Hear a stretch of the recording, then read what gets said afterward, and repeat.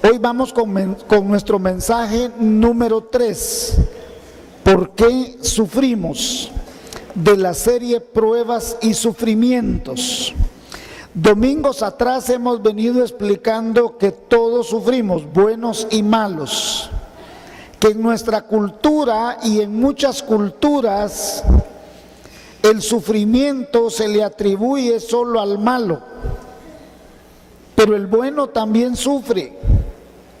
El bueno también tiene dolor, tiene pruebas, tiene angustias.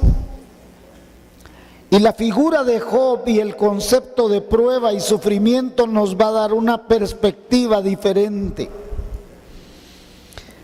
Y hoy quiero leerles así rápidamente el capítulo 1 de Job. Voy a ir rapidísimo, ¿sí? Trate usted de seguirme en su mente, con su vista en la pantalla, si puede.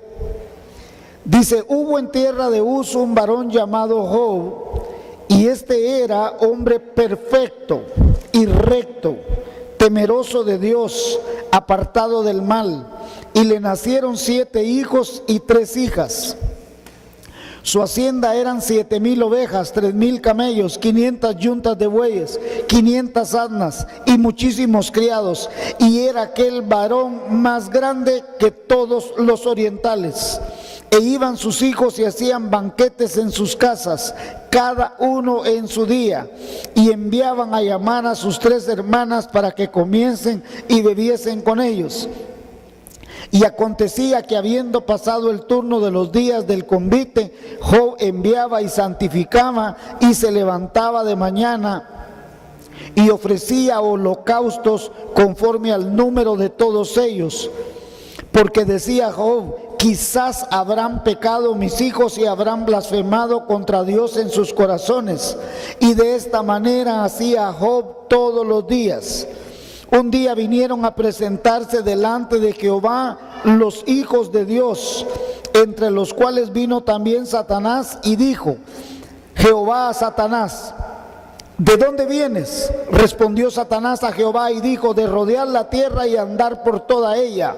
Y Jehová dijo a Satanás: ¿no has considerado a mi siervo Job, que no hay otro como él en la tierra, varón perfecto y recto, temeroso de Dios y apartado del mal?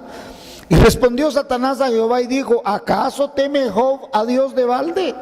¿No le has cercado alrededor de él y a su casa y todo lo que tiene? Al trabajo de su mano has dado bendición, por tanto sus bienes han aumentado sobre la tierra. Pero extiende ahora su mano y toca lo que tiene, y verás si no blasfema contra ti en tu propia presencia.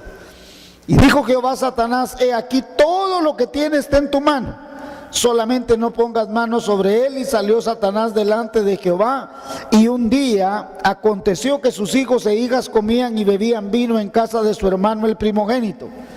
Y vino un mensajero a Job y le dijo: estaba arando los bueyes y las asnas paciendo cerca de ellos, y acometieron los sabeos y los tomaron y mataron a los criados a filo de espada. Solamente escapé yo para venir y darte la noticia. Aún estaba hablando cuando vino otro que dijo: fuego de Dios cayó del cielo y quemó las ovejas y a los pastores los consumió. Solamente escapé yo para darte la noticia. Todavía estaba hablando y vino otro que dijo: los caldeos hicieron 3 escuadrones y arremetieron contra los camellos y se los llevaron y mataron a los criados a filo de espada. Y solamente escapé yo para darte la noticia. Entre tanto hablaba, vino otro que dijo: tus hijos y tus hijas estaban comiendo y bebiendo. Y vino en casa de su hermano el primogénito. Y un gran viento vino del lado del desierto y azotó las 4 esquinas de la casa, las cuales cayeron sobre los jóvenes y murieron. Y solamente escapé yo para darte la noticia. Entonces Job se levantó, rasgó su manto, rasuró su cabeza y se postró en tierra y adoró. Y dijo: desnudo salí del vientre de mi madre y desnudo volveré allá. Jehová dio y Jehová quitó, sea el nombre de Jehová bendito. En todo esto no pecó Job, ni atribuyó a Dios propósito algunos. Para algunos teólogos el libro de Job es el más antiguo de toda la Biblia. Algunos teólogos afirman que fue escrito aún antes que el Pentateuco, que el escritor del libro de Job es Moisés. Otros creen que fue Salomón por su expresión poética. Todos los versos de todo el dolor, de toda la tragedia de Job están escritos en verso. Entonces, por eso es que algunos creen que fue Salomón, otros creen que fue Jeremías, en el tiempo de Jeremías y Ezequiel. Ahora, en realidad no sabemos quién fue. Lo importante es que el libro de Job expresa que Job era de un pueblo llamado Uz. Y Uz es descrita en el libro de Génesis capítulo 10 versículos 22 y 23, autenticando la historia y el lugar.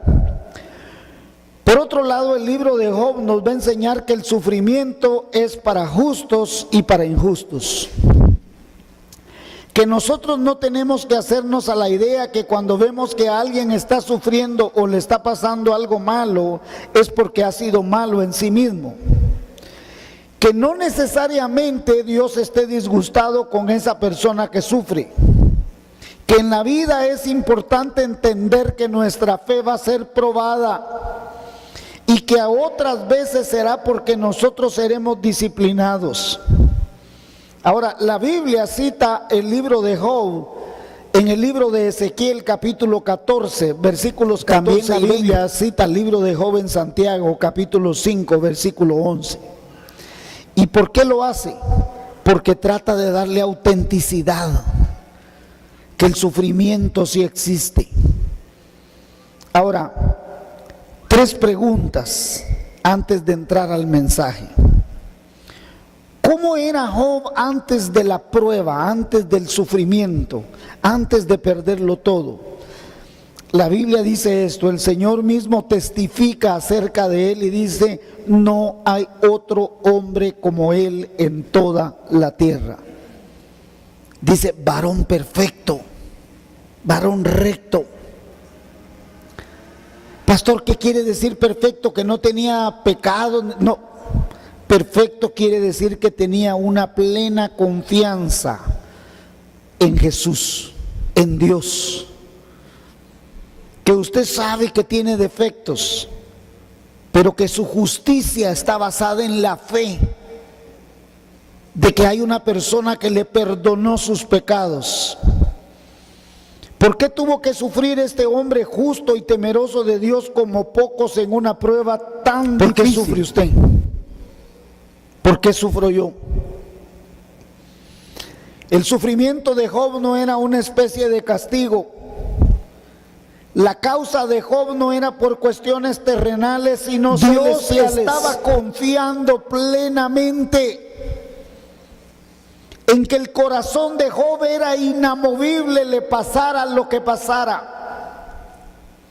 Y entonces estaba librando una batalla espiritual en la cual Dios tenía su plena confianza en que Job no iba a sucumbir. Nosotros ahora podemos verlo al leer todo el libro, los 42 capítulos, pero Job no lo sabía. La difícil prueba de Job comenzó en el mundo espiritual. Y póngame atención, el deseo de Satanás, el deseo del enemigo de su alma, era ver destruido a Job. Dios manifiesta que Job es un hombre fiel, perfecto. Y escuche, dice, le has cercado, o sea, le has puesto protección. ¿Y qué quería Satanás? Que Job blasfemara el nombre de Dios. La prueba de Job no era un golpe de suerte, no era una cuestión del destino, sino que era una batalla espiritual. Póngame atención. Lo que a usted le pasa no es una cuestión de me tenía que pasar. Así estaba escrito. era cuestión del destino, golpe de suerte, no. Usted tiene que entender que lo que pasa en su vida es una batalla espiritual. Usted está luchando en un mundo espiritual. Y Dios permitió que este libro quedase registrado para que usted y yo comprendamos que vivimos en un mundo carnal, pero que nosotros no deberíamos de militar en esa vida carnal, sino en una vida espiritual poderosa en Dios, para gloria de su nombre. ¿Por qué somos sometidos a pruebas? ¿Por qué? ¿Por qué este hombre tuvo que ser sometido a esa prueba y por qué yo tengo que ser probado? El enemigo de nuestras almas asevera ante el trono de Dios, póngame atención. Satanás es acusador desde el principio, dice la Biblia. Y él se presenta a acusarlo a usted como se presentó a acusar a Job, que Job únicamente adoraba a Dios por interés. Que usted viene a la iglesia por interés, a ver qué es lo que Dios le va a dar. La estrategia de Satanás es decir que usted es un hipócrita, que yo soy un hipócrita. Por eso le dice, quítale lo que tiene y vas a ver si no blasfema contra ti. Quítale la protección, quítale el dinero, quítale los hijos. Es en la prueba donde se permite demostrar dónde está nuestro corazón. Si usted ama a Dios porque tiene o porque no tiene. Amén. Hoy vamos a estudiar cómo las pruebas de Job en el sufrimiento, este hombre no claudicó. Y la esperanza es que usted y yo no claudiquemos. Que pase lo que pase, viva lo que viva, usted no claudique en su fe. Amén. Capítulo 1, 13 al 17. Mire pues, prueba número 1, perderlo todo. Prueba número 1, perderlo todo. En el capítulo 1, versículos 13 al 17, describen frases muy breves cómo Job quedó arruinado en un solo día.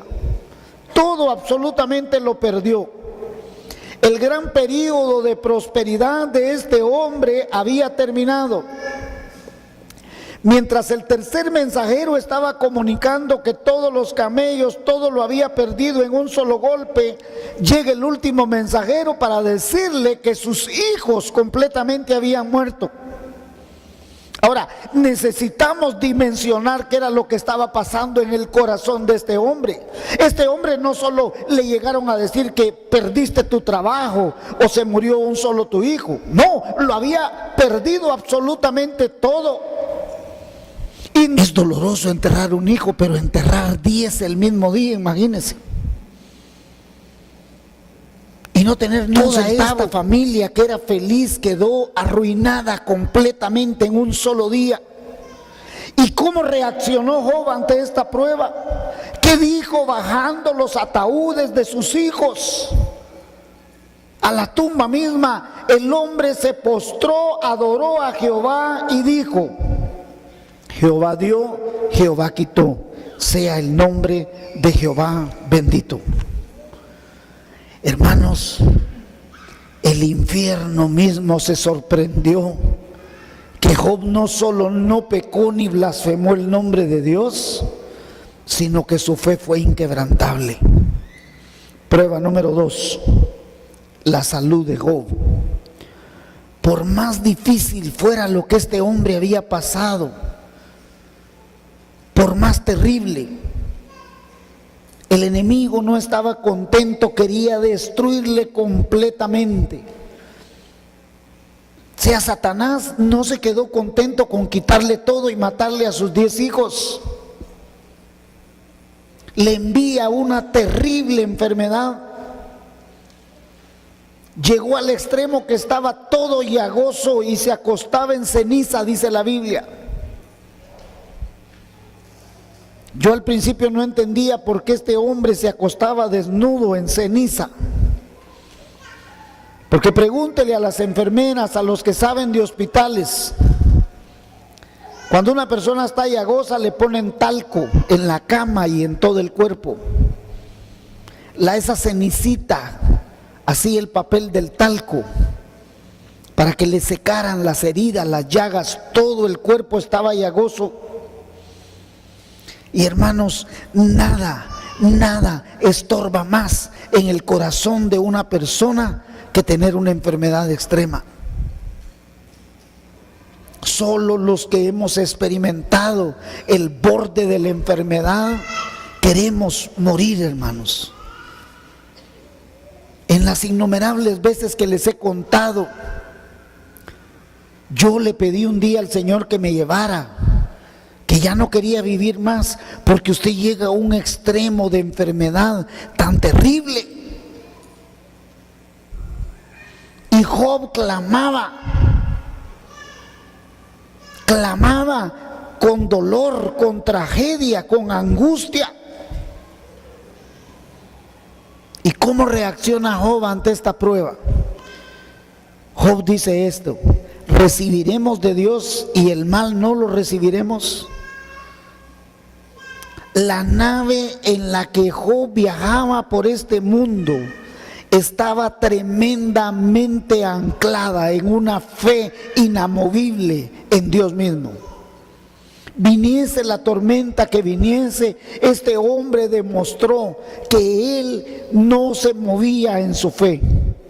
Prueba número 3, el matrimonio. Primero lo pierde absolutamente todo, pierde sus hijos, pierde la salud, está tirado, desnudo ahí en un lugar. Y esta tercera prueba fue mucho más difícil, porque el tornillo empezó a apretar mucho más fuertemente en el corazón de este hombre. Job tenía un matrimonio terriblemente feliz, indescriptiblemente amoroso. Este hombre hacía hasta sacrificios por sus hijos. El testimonio de este hombre era impecable. Y escúcheme, la esposa tiene una inmensa influencia en el matrimonio, sea para bendición o por maldición. La Biblia en el libro de Proverbios dice: la mujer sabia edifica, la necia destruye. Sansón jamás hubiese caído de tal manera bajo el poder del enemigo si no hubiera sucumbido ante la influencia negativa de Dalila. Salomón jamás hubiese sido abandonado por Dios mismo si no hubiese escuchado a las esposas extranjeras con las que él vivió. Ahora, en la Biblia también hay mujeres que muestran una sabiduría que sobrepasa la norma común. Abigail es la mujer que hace que David no mate a Nabal. Lamentablemente, la esposa de Job en un momento reacciona terriblemente mal. En un momento de tragedia derrumbó todo lo bueno que hasta ese momento probablemente tenía. Vio a su esposo sucumbido en la enfermedad, en la ceniza, en el desastre. Entonces ella misma sucumbe espiritualmente con un resentimiento, con una rebelión, con una amargura, y le dice a su esposo: ¿aún retienes tu integridad? Maldice a tu Dios y muérete. Job capítulo 2 versículo 9. En otras palabras le está diciendo: ¿y de qué te sirve tu fe? ¿Y para qué vas al culto? ¿Para qué vas a la iglesia? Ni tenés para hartarte y ahí das dinero. Eso le está diciendo la mujer. Maldice a tu Dios y muérete. ¿De qué te sirve ser cristiano? ¿Cómo reacciona Job ante esto? Job le dice a la mujer: probablemente envuelto en pura ceniza, como suele hablar cualquier de las mujeres fatuas, has hablado. Ahora, Job está practicando lo que Jesús dice en Lucas. En Lucas 14:26 dice: si alguno viene a mí y no aborrece a su padre, a su madre, mujer, hijos y hermanos y hermanas, aún también su propia vida, no puede ser mi discípulo. Job estaba demostrando que su amor era inquebrantable hacia Dios. Prueba número 4, la pérdida de la reputación, hermanos. La buena reputación. Esta prueba es terrible. Escuche, escuche. Quizás en nuestra cultura no es tan terrible. Quizás, así como dicen gente que lo acusan de una cosa y dice, no importa, una mancha más para el tigre no es nada, ¿va que no? Entonces en nuestra cultura perder la buena reputación como que no muy va, pero en otras culturas no, hermanos. Ayer Iván hizo un comentario que en Japón la gente que fracasa se va de la casa, se desaparece. Y él me dijo, lea un artículo que se llama Los desaparecidos de Japón. Inmediatamente fui a leerlo. Y hermanos, escuche esto. Toda persona que en Japón fracasa, que pierde el trabajo, al principio lo que hace es que su vergüenza es tal que no le dice a la esposa y a los hijos, me echaron del trabajo. No se lo dice. Todos los días va con la misma lonchera como que va para el trabajo, pero no va al trabajo.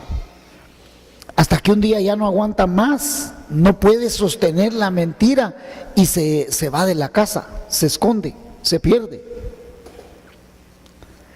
100,000 personas desaparecen al año en Japón por la vergüenza del fracaso. Y escuche esto, más doloroso, 60 a 90 personas diarias, mujeres y hombres, se suicidan en el Japón por el fracaso. En las culturas orientales, perder la reputación es perderlo todo. Y Job manifiesta su dolor, su tragedia. Y oiga lo que dice Job, esto lo dice Job, está en Job 29:11, él dice, los oídos que me oían me llamaban bienaventurado, y los ojos que me veían daban testimonio. La gente probablemente en el pueblo, en la comunidad, en la aldea, en el caserío donde Job vivía, empezó a decir, a este hombre algo le pasa. Y todo el capítulo 19, especialmente los versículos 13 al 16, la gente estaba haciendo comentarios que probablemente Job era un hombre que lo había perdido todo por ser malo. Entonces Job se echa a llorar fuertemente. Y Job en el versículo 9 de ese capítulo dice lo siguiente: me ha despojado de mi gloria y quitado la corona de mi cabeza. Job estaba experimentando todas las consecuencias despiadadas del chisme, de la lengua que habla cosas terribles de otra persona. Hermanos, el chisme es la cosa más terrible que pueda haber. Chismear, hablar de otra persona, quitarle el orgullo, la corona, el testimonio. Es como que su mamá le diga a usted, mira, anda a pelar aquella gallina porque la vamos a cocer. Y usted va y despluma toda la gallina y la mamá le dice, esa no era, era la otra. ¿Y cómo le devuelve las plumas? Ya no se puede.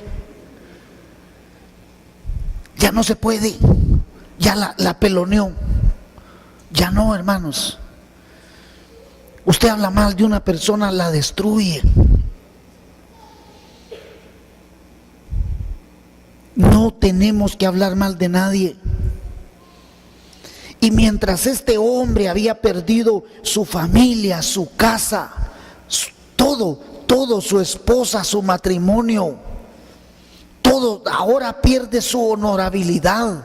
Ya no es un hombre de honor, es un hombre que lo ha perdido todo, que quizás desea la muerte.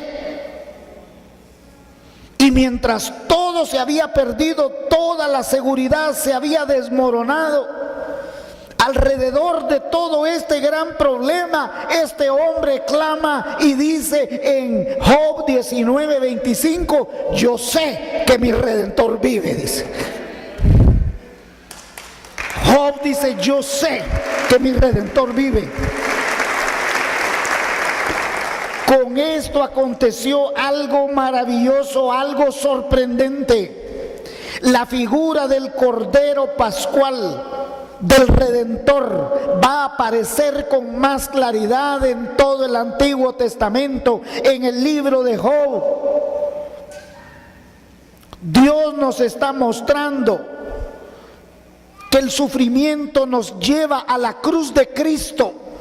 Solo cuando sufrimos sentimos la necesidad gloriosa de tener un Redentor, de tener un Salvador. Solo en el sufrimiento, solo en la angustia, solo en la tragedia es que usted y yo clamamos. Y Dios estaba llevando amorosamente, punto a punto, a Job, para que en el dolor y en el sufrimiento dijera, sé que mi Redentor vive.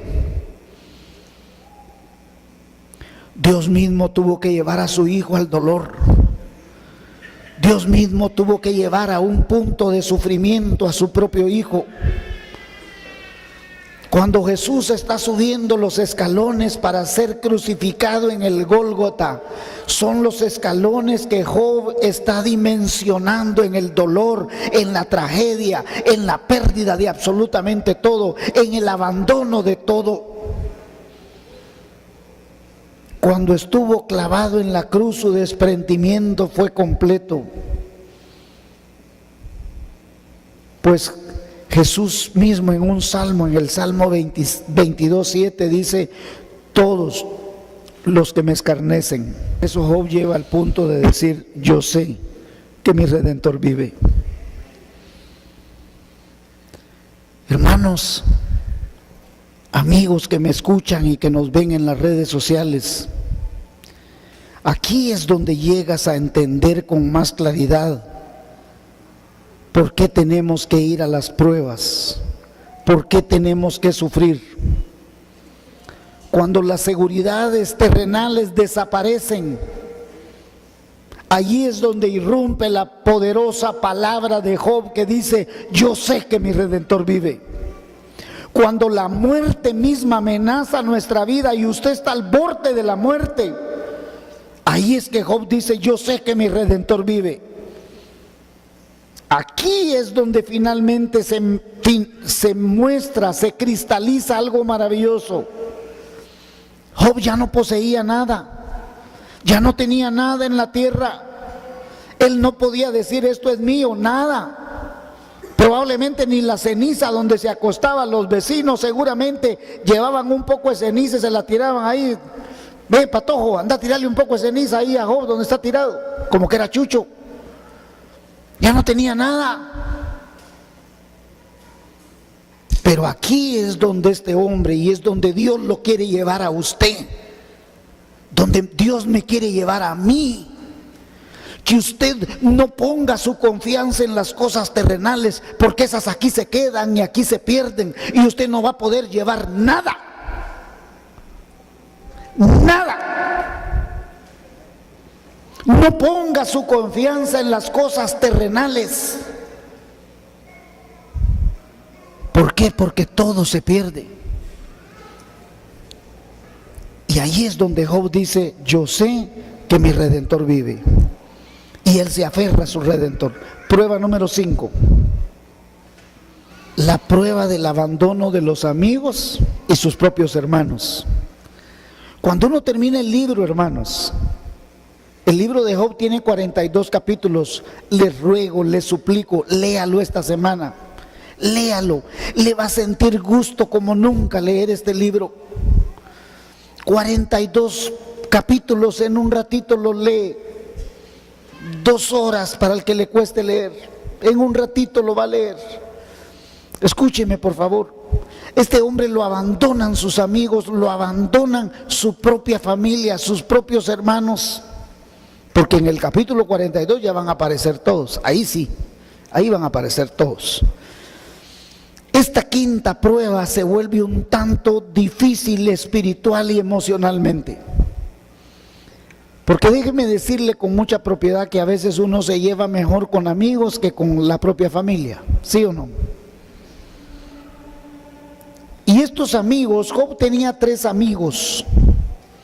Estos 3 amigos eran verdaderamente amigos espirituales. Porque dice la Biblia que vivían lejos, equidistantes. Pero cuando supieron que Job le había pasado lo que le había pasado, llegaron inmediatamente donde Job estaba. Y lo vieron ahí terriblemente, lo desconocieron. Dice la Biblia que no lo podían reconocer, no sabían quién era el hombre que estaba ahí tirado. Y era tanto el dolor, escúcheme, por 7 días y 7 noches los 3 amigos, nadie dijo palabra. Lloraron con él amargamente. Pero pasados los 7 días, Job rompe el silencio y empieza a hablar. Job empieza a decir que maldice el día en que él nació. Que ojalá no hubieran dicho, ay, es varoncito, que mejor se hubiera muerto en el vientre de su madre, que ni siquiera hubiera visto la luz. Él está amargado, está resentido, tiene un dolor profundo. ¿Y qué hacen sus amigos? Sus amigos, en vez de consolarlo, casi lo mataron.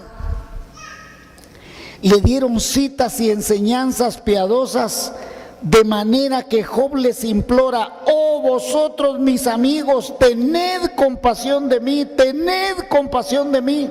Job 19:21. Qué indeciblemente ha de haber sido grande el dolor de Job, porque los amigos más íntimos, sus hermanos, sus carnales, los que él esperaba, bueno, son los que me van a venir a ayudar. Es cuando usted está en una tragedia y dice: ah, yo tengo una mi tía en Los Ángeles, esa me va a mandar pisto. Nada te va a mandar, papá. Ah, yo tengo mi primo que me dijo que cuando él estuviera bien parado en Chicago, él me va a mandar pisto. Ni una carta te ha mandado, papá. Nada. Porque cuando usted esté en el suelo, nadie da la cara por usted. Nadie. Entonces aquí, mire, maravillosamente, nuevamente se va a destacar la figura de Jesús. Porque a Jesús, ¿quién lo abandonan? Sus discípulos. Pablo, ¿qué dice? Todos me han abandonado, 2 Timoteo 4:16. Y Job va a manifestar cual Cristo en la cruz: Padre, perdónalos, porque no saben lo que hacen. Ya que Dios va a poner a Job a orar por ellos en el capítulo 42. Prueba número 6, la prueba de la palabra de Dios. En la 6ª prueba, esta es una prueba de carácter distinto. Póngame atención, porque es la prueba de la palabra de Dios. Después de que todos los 3 amigos han pasado hablando varios capítulos y le han dicho muchas cosas a Job, va a aparecer un hombre que se llama Eliú. Y Eliú va a empezar a hablar en el capítulo 32. Y Eliú significa en español Dios mismo. Nadie sabe de dónde aparece este no es amigo de Job, es alguien que aparece ahí. Y Eliú le dice: espérame un poco y te mostraré que todavía hay algo más que decir en favor de Dios. Capítulo 36:2. Entonces Eliú le va a mostrar la palabra de Dios, hecho a hecho, palabra a palabra. Y entonces Job se había defendido fervorosamente ante los ataques de sus amigos. Job había contestado con una elocuencia sin igual. Job, un hombre que conocía a Dios, que conocía la palabra de Dios, les contesta vehemente y poderosamente y con una elocuencia inigualable. Cuando uno lee el libro de Job se da cuenta la poesía, la manera tan especial en que está escrito el libro y la manera en que Job contesta. Pero aquí está la pregunta: ¿cómo reaccionó Job luego de las declaraciones de Eliú? ¿Cómo reacciona Job a la palabra de Dios? Porque escúcheme esto, hermano.